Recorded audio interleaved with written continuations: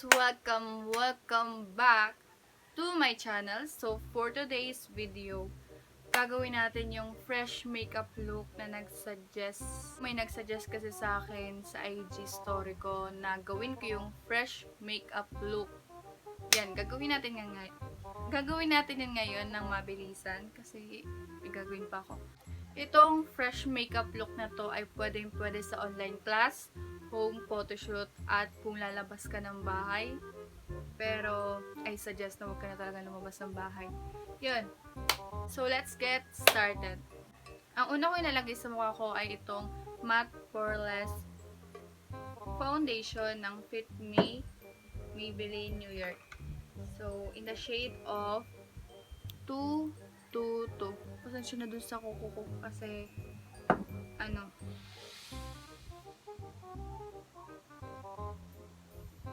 pero kung kulang ka sa budget at wala kang Fit Me, pwede mo din gamitin ang Bello Tinted Sunscreen o di kaya yung Maxi Peel. Pero kung wala ka na talaga at bumili ka na lang ng Maxi Peel na sachet. So, yun. Yun lang yung pwedeng alternative para sa akin. Kasi yun yung mas madalas kong nilalagay sa mukha ko.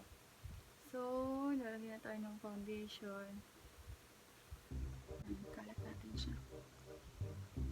Pwede naman kayo gumamit ng mga sponge or brushes. Pwede naman gumamit ng mga sponge or brushes na basta kung saan kayo comfortable na gamitin. Yun ang gamitin nyo. But para sa akin, mas nakakatipid kapag kamay ang ginagamit. Mas nakakatipid sa foundation. Magtiwala kayo sa akin.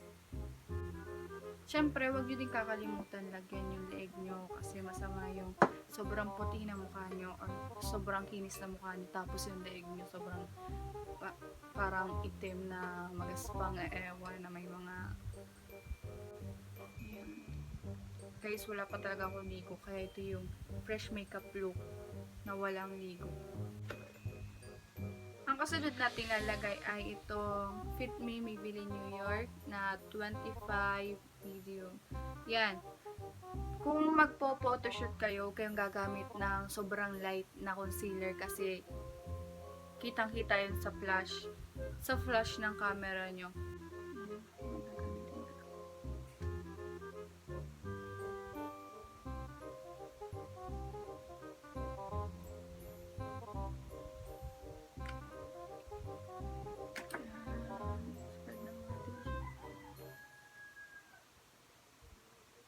Sa taas.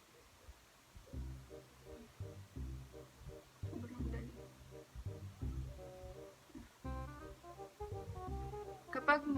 Kapag kamay ang gagamitin nyo sa pag-spread ng concealer, index finger ang gamitin nyo or yung gitnang kuko. Ang pangit ng kuko ko.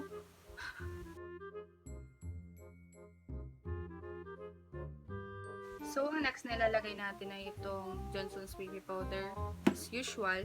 Pero kung magpo-photoshoot kayo at mapera kayo, may budget kayo, gumamit kayo ng Nichido in the shade of Pink Glow kasi hindi siya sobrang light, hindi siya sobrang dark, as in nasa normal level lang siya. Normal level.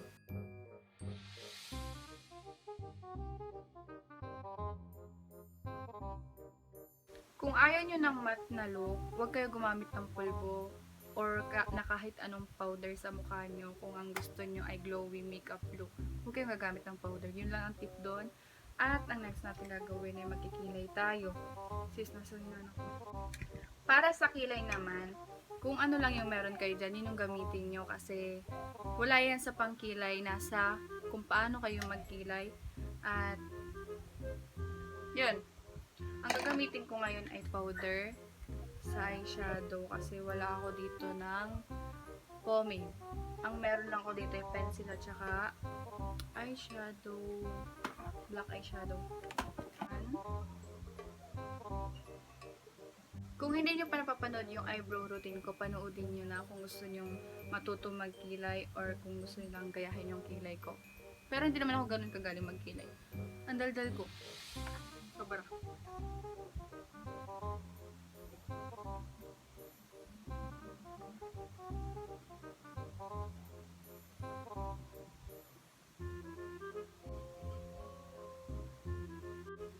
So, ayan na, hindi pa siya finish. Lilinisin natin siya ng concealer para magmukha talaga tayong malinis as in. Magtiwala kayo sa akin.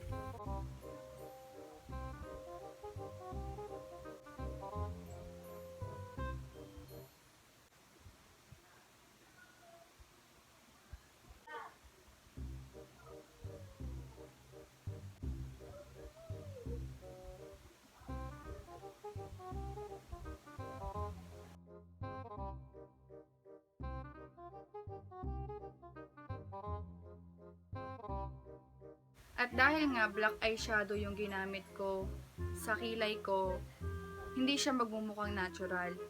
Kaya lalagyan natin siya ng eyebrow mascara from Bilena. Ayan. Wala na lang yung tatak niya kasi nabura na. Lalagyan natin siya ng eyebrow mascara para magmukha siyang natural at bushy. Alam niyo yung bushy, yung makalat na kilay na parang sobrang natural talaga niya. Yun. Ayan, kita nyo ba yan? Yan yung sinasabi kong bushy. Literal na.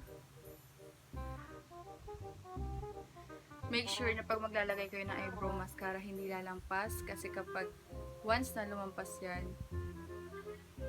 may chance na maglagay ulit kayo ng concealer. Kasi mangangalat yung liquid niya sa gilid ng kilay. So, magka-curl na tayo ng eyelashes.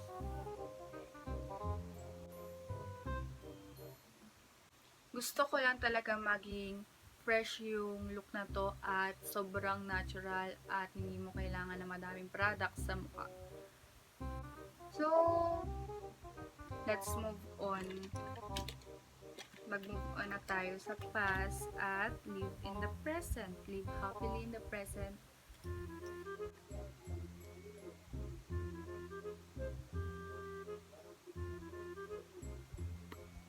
Ayan, fresh lang. Kung gusto niyo lagyan ng konting glow, gumamit kayo ng strobe stick ng Careline.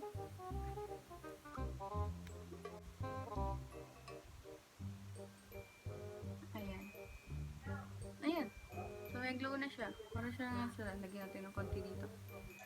Sabi ko nga kanina, kung gusto niyo ng glowy makeup look, huwag kayo gagamit ng kahit anong powder. Pwede nyo lang gamitin ay cream or di kaya liquid sa mukha.